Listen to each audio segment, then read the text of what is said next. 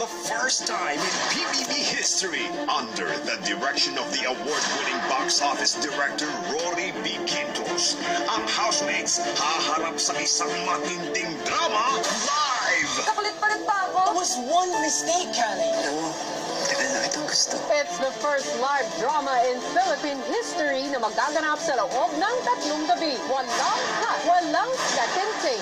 For more details, go to PinoyBigBrother.com/livestream. Housemates, good luck! Abangan sa last 2 weeks ng Pinoy Big Brother Dream Team!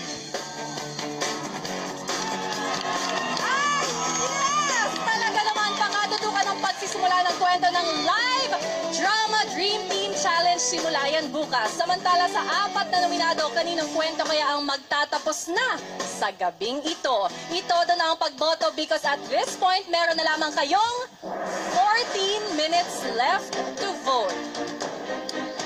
At eto na sa pagpapatuloy ng nakaka-tense na kwento ng Wine Glass Dream Team Challenge. Ano kaya ang naging desisyon ni McCoy? Tatalikuran ba niya ang task para sa kanyang ina? Narito ang kwento. Si Kuya hinihintay pa rin ang desisyon ni McCoy. Anong iyong desisyon mo?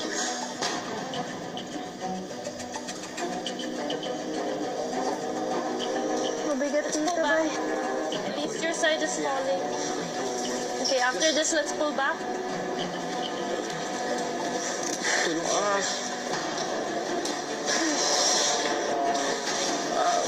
Pull back. Back yung... Makalimbak ka. Sige pa yun? Okay, bigat. Hindi ako makalimbak. Slowly. Nang muling bumagsak ang kanilang tore,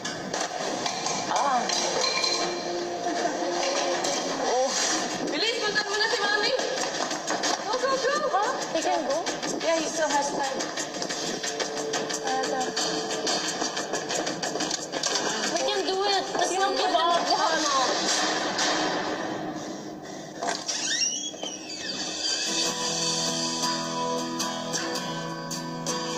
Ito, gusto ka na.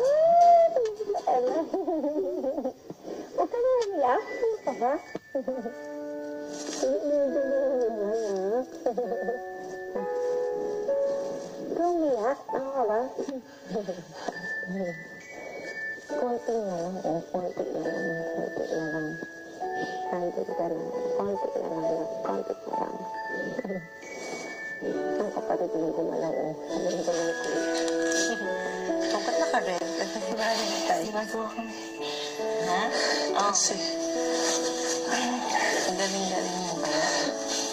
Oh, more than 2 minutes. Kaya pa, guys. kaya pa yan. Kaya pa yan, guys. Kaya mo nga eh. Gift ko. Sira na ko yan. Rose nga po kasi... Kasi binibili niya po ako ng flowers. Pag Mother's Day, Valentine's.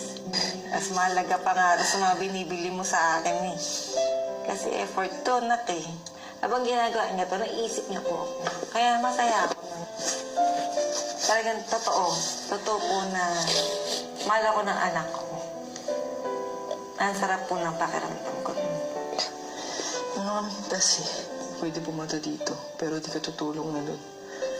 So, patapos na dapat kami umaksak. Umalis na ako. Siyempre, mas importante. Ikaw masyado mag-isip sa amin kasi okay kami. Tsaka yung maging masaya ka lang. Ang tagal mo hinangad to, nandito ka na oh. Masaya kaya namin. Natutuwa ako na nagkasama kayo muli ng iyong anak. Saya din po ako, kuya. Salamat po, kuya. Salamat po.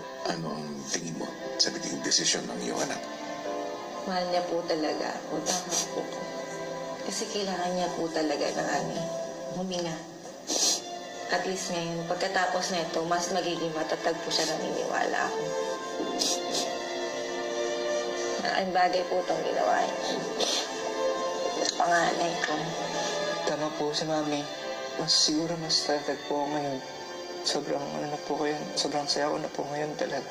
Nahiya lang ako sa mga kasama ko kaya kasi naiwan ko po sila pero Siyempre, mas importante po. Kasama ko lang po yung mami ko kasi di ako sanay ng matagal sila na wala.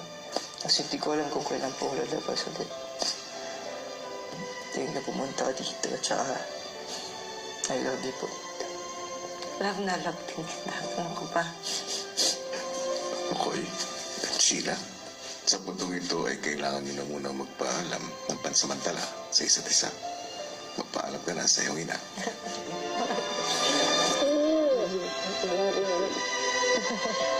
Bye na. Ano nga kaya magiging epekto ng naging desisyon ni McCoy sa mga kasama?